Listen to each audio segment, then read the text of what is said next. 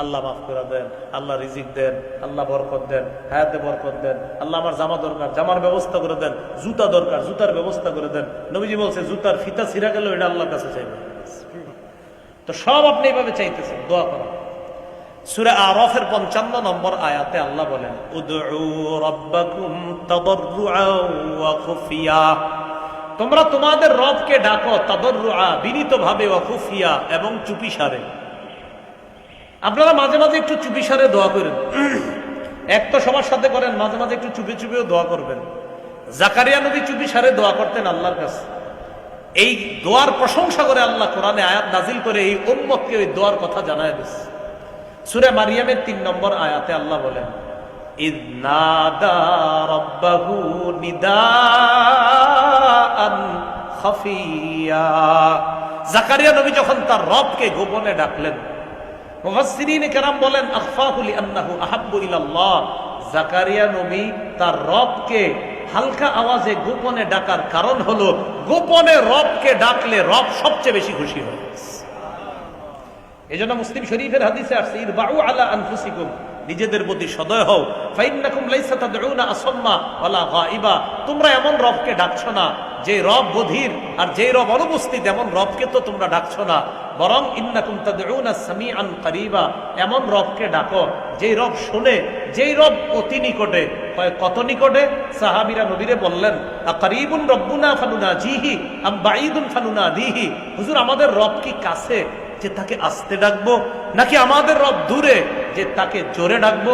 তখন আল্লাহ সূরা বাকারার 186 নম্বর আয়াত নাজিল করে জানায়া দিলেন, ওয়াইদা সাআলাকা ইবাদি আন্নী ফাইন্নী করিব, আমার বান্দারা যখন আমার ব্যাপারে জিজ্ঞাসা করে আমি তাদের কোথায়, আপনি বলবেন ফাইন্নী করিব, আমি নিকটেই, তাদের অতি নিকটে আছি।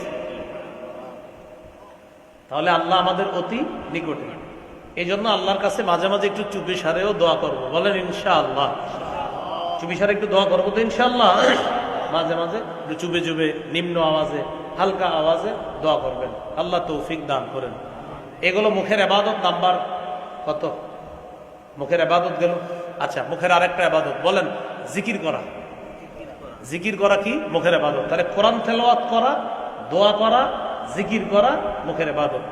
সূরা আরাফের 205 নম্বর আয়াতে আল্লাহ বলেন, ওয়াযকুর রাব্বাকা ফি নাফসিক, তুমি তোমার রবকে স্মরণ করো মনে মনে, তাদাররুআ, বিনীত হয়ে, ওয়া খীফা, ভয় ভীতি নিয়ে, ওয়া দুনাল জাহরি মিনাল কওল, অনুচ্চ সুরে, বিল গুদুবি ওয়াল আসল, সকাল সন্ধ্যায় তুমি তোমার রবকে স্মরণ করো মনে মনে, বিনীতভাবে, ভয় ভীতি নিয়ে, অনুচ্চ সুরে তুমি তোমার রবকে স্মরণ করো সকাল সন্ধ্যায়। তুমি গাফেলদের অন্তর্ভুক্ত হও না। সহিহ বুখারীর 660 নম্বর হাদিসটা মনে রাখবো। আর আজকে রাত্রে 3টা বা 2টায় যদি ঘুম ভেঙে যায়, তখন হালকা কিছু সময়, আজকে থেকে যতবার ঘুম ভাঙবে কিছু সময় হইল, একবার হইল আল্লাহরে স্মরণ করুন। রাজি আছেন ইনশাআল্লাহ? আল্লাহ তৌফিক দান করেন। এটা কিভাবে? ঘুম ভেঙে গেছে, আপনার ইস্তেঞ্জার ব্যাগ হয়েছে, আপনার বিবি ঘুমায়, সন্তান সবাই ঘুমায়, ইস্তেঞ্জা করতে গেলেন, বাইর হয়ে দেখলেন সব ঘুমায়, আপনি যে বুদ্ধি করে বলবেন ওই সময় সবাই ঘুমায়, একটু আল্লাহরে চুপি চুপি স্মরণ করি।